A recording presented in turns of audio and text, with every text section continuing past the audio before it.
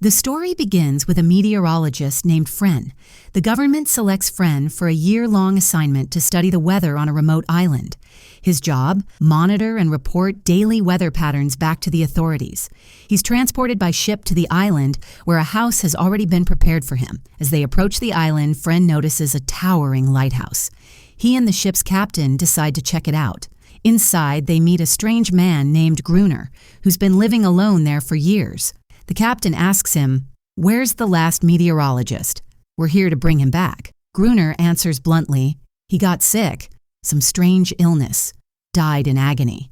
The captain presses, "Where's the body?" Gruner simply says, "The seagulls ate him." After that chilling reply, the captain hands Fren a pistol and warns, "This island's not safe. Take care of yourself."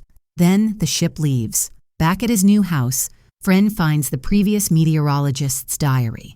It's filled with weather notes, a drawing of the lighthouse, and strange sketches of bizarre creatures. Fren assumes loneliness must have driven the man to imagine such things. That night, Fren falls asleep thinking about the diary. In the morning, he throws himself into his work, but that night something feels off. He senses movement outside. When he checks the door, he sees a strange hand, not human, slipping in through the gap at the bottom. Horrified, he hides in the basement and stays there all night, frozen in fear.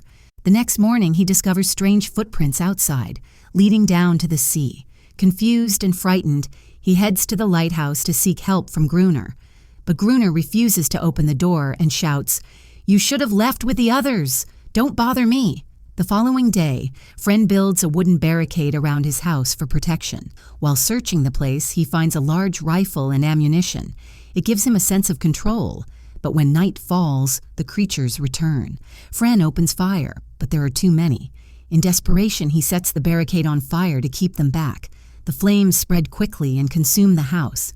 He barely escapes, watching the fire drive the creatures away. His home now reduced to ash, Fren sits on a rock, staring into the blaze.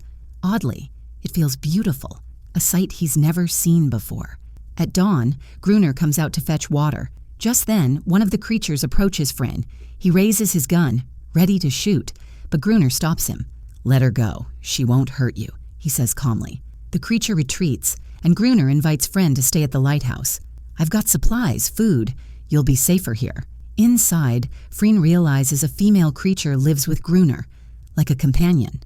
Gruner explains, "She tried to attack me once, but I broke her in, tamed her." Fren asks, "You could have left with the ship. Why didn't you?" Gruner replies, "Why would I? That world out there? I don't need it. This is my world now. I make the rules." Fren says, "Fine, stay. But when the next ship comes, I'm leaving this cursed place." Gruner smirks. "No ship comes here, but don't worry. The creatures only come out at night. Just stay sharp then." One night, Gruner drags the female creature up to the lighthouse roof. Her cries echo across the island, attracting the others. The creatures attack. Gruner fires wildly, urging Fren to join in, but Fren panics and passes out. Gruner fights them off alone. The next morning, he wakes Fren with a kick. "You want to live here? Then pull your weight. I'm not your daddy-in-law gonna baby you."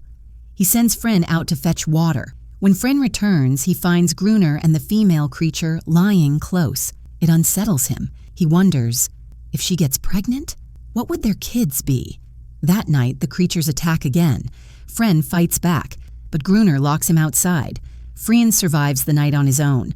The next day, the two men argue constantly, tensions mounting. One evening, Fren says, "Maybe they're scared now.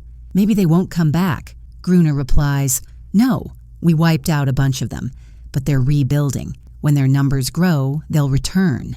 Fren starts feeling sorry for the female creature. He believes she's been cut off from her own kind. Several nights pass without attack. The men begin to relax, but then one night, the creatures return, in force. During the battle, Gruner is badly wounded. His leg is gashed. The female creature licks the wound, and to Fren's shock, her saliva heals him. One day, Fren sees a ship in the distance. He races to get the flare gun, but Gruner snatches it away. "No one else is coming here," he growls. Furious, Fren shouts, "Why? Why wouldn't you let me signal them?" The shouting causes the female creature to lash out at Gruner. He responds by savagely beating her. Later, she quietly leads Fren to a hidden shipwreck. Overjoyed, he rushes to tell Gruner. Gruner stays calm. Yeah, I know about that ship. Portuguese. The creatures slaughtered them. Fren insists. There could still be useful stuff. We should check. Gruner shrugs. You go. I'm not interested. Fren pleads. Just help me. I'll dive. You pump air from above. If there's dynamite, we can take out a bunch of them. Gruner still refuses. The next day, the female creature stays with Fren. Gruner sees this, and his jealousy burns. She had once clung to him. Now, she's grown close to Fren. That night, Gruner gives in. Fine, I'll go.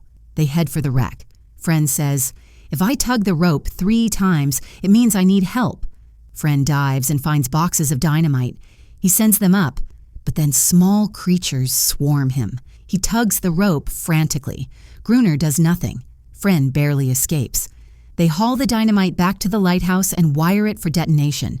But for a full week, nothing happens. No attacks. Winter sets in. Snow begins to fall. Gruner grows restless and cruel.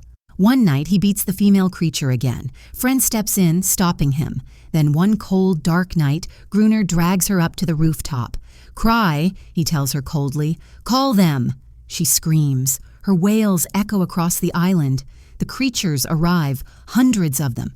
Gruner detonates the dynamite, killing scores of them in one massive blast, but the female creature disappears in the chaos. She finally sees the truth. Gruner never loved her. He used her. The next day, she returns. And she's not alone. She brings the entire colony with her. Fren understands now. They never wanted war. They only fought to defend themselves. Gruner's brutality made them enemies. In a fit of rage, Gruner kills one of the young creatures. It's the last straw. A brutal fight breaks out between Fren and Gruner. As Gruner tries to strangle him, Fren yells, I know who you are. You were the meteorologist before me. You faked your death. Gruner freezes, his secret exposed. Something in him snaps. He walks out of the lighthouse, and the creatures tear him apart. Fren survives, alone. After a year, he's grown used to the solitude. One day, a ship arrives with a new meteorologist to replace him. When the crew sees Fren, they mistake him for Gruner. They ask, Where's Fren? He replies, just like Gruner once did. He got sick. He died. Now Fren has become Gruner, solitary, silent, distant. He begins to accept the island as his world.